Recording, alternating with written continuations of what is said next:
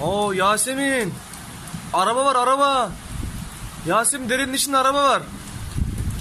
Allah'ım Allah'ım yardım et ya Rabbim, bu ne? Oo Yasemin, arabalar falan suyun içine kaldı. Allah'ım araba gidiyor ya. İnşallah içinde kimse yoktur. Allah! Yasin araba gidiyor. Allah'ım bu nasıl bir şeydir ya Rabbim, yardım et.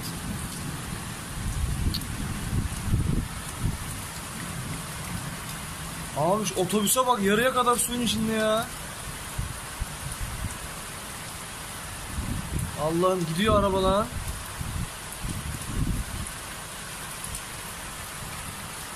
Uf Allah'ım çok kötü ya.